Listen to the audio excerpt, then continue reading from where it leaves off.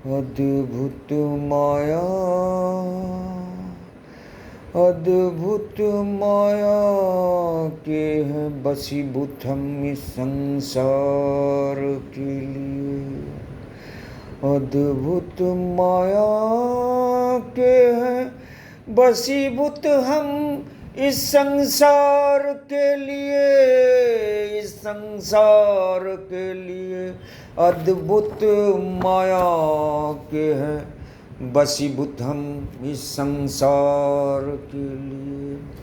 अद्भुत माया के हैं बसीभूत हम इस संसार के लिए, इस संसार के लिए। गिरवा आश्रम से गिरी बाबा। साधक बनो। क्या कर रहे हो?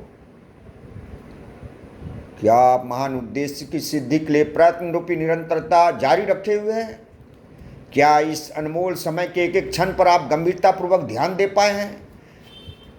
गहन इच्छा शक्ति का आप अपने व्यवहारिक जीवन में पूरी तरह प्रयोग कर पा रहे हैं? जीवन जटिल है, मनुष्य दिग्भ्रमित है, जीने के लिए मनुष्य प्रयत्नशील है, खाने के लिए मनुष्य कर्मरत है, सोने के लिए मनुष्य आतुर है। क्या होगा?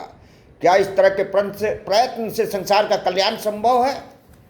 व्यक्ति विशेष को समग्रता एवं उद्देश्यपूर्ण जीवन जीने के लिए साधक की भांति एकाग्रचित हो निरंतर संघर्ष की लौ में अपने को प्रज्वलित करते रहना चाहिए। तभी अभिष्ट उद्देश्य की सिद्धि में हम पहुंच सकते हैं। साधक की भांति व्यक्ति विशेष को उद्देश्य के प्रति अत्यधिक उत्साह सहित ध्यान को केंद्रित करना चाहिए। मैं बराबर अपने अंदर कुछ महसूस करता चला रहा हूँ। साधक शब्द से मुझे जीवन में प्रेरणा मिली। साधक एक महान शब्द है जिसके थोड़े से कर्म में मनुष्य अपने को रमाकर अभूतपूर्व आनंद की स्थिति में पाता है। निष्कर्ष की बात यह है कि जीवन उद्देश्यपूर्ण होना चाहिए और किसी काम के प्रति पूर्णता की भावना सात्विक अपने अंदर बरकरार रहनी चाहिए।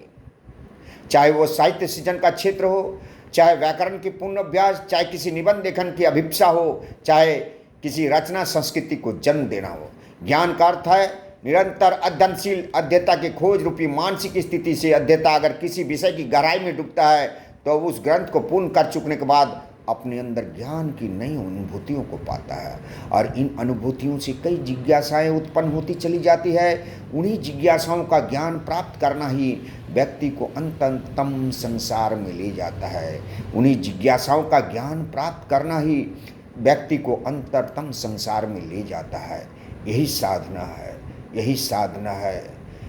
गिरवा आश्रम से गिरी बाबा। आप सबों के समग्र कल्याण एवं आध्यात्मिक विकास हेतु जय हिंद।